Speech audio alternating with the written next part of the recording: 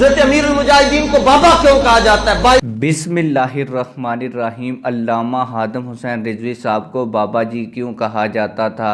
इनको बाबा जी का लक़ब क्यों मिला और बाकी मौलवियों को बाबा जी का लक़ब क्यों नहीं मिल सका? आप में से काफ़ी दोस्त मेरी तरह ये सोच रहे होंगे कि अल्लामा हादम हुसैन रिजवी साहब को बाबा जी उनके बूढ़े होने की वजह से कहा जाता है, क्योंकि उर्फ़ आम में यही चीज़ मशहूर है। हमारे इलाके में भी जब किसी शख्स की उम्र ज़्यादा हो जाती है तो उसको बाबा जी कहा जाता है, लेकिन अल्लामा हादम हुसैन रिजवी साहब को बाबा जी इसलिए नहीं कहा जाता था। आप लोगों को ये भी बताता चलूँ कि बाबा जी की उम्र सिर्फ महज 54 साल थी जब उन्होंने वफ़ात पाई।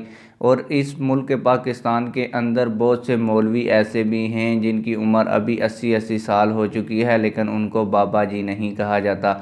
इस हवाले से तहरीक लब्बैक पाकिस्तान के अमीर अल्लामा हादम हुसैन रिजवी साहब के शागिर्द ख़ास अल्लामा हसन रज़ा नक्शबंदी साहब ने पूरी वजाहत फरमाई है। उनकी आप लोगों को वीडियो दिखाऊंगा, लेकिन वीडियो दिखाने से पहले आप लोगों से एक छोटी सी रिक्वेस्ट है। अगर आपने अभी तक हमारे चैनल को सब्सक्राइब नहीं किया तो जल्दी से चैनल को सब्सक्राइब कर दें और वीडियो को लाइक कर दें। आप लोगों का ज़्यादा टाइम वेस्ट नहीं करूंगा और आप लोगों को वीडियो की जानब लिए चलूंगा। आइए वो वीडियो देखते हैं।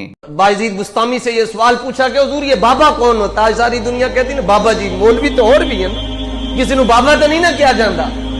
हजरत अमीरुल मुजाहिदीन को बाबा क्यों कहा जाता है? बायजीद बुस्तामी ने सदियां पहले जवाब दिता, फरमाया बाबा उसको कहते अल वसूल इलर रसूल। फरमाया मुर्शिद होता है जेड़ा हाथ फड़ के बंदे को रसूलुल्लाह दे कदम पे बिठाता है। चलते फिरते नौजवानों को जिन्होंने हुजूर का गुलाम बनाया वो बाबा नहीं होगा तो फिर और कौन बाबा होगा?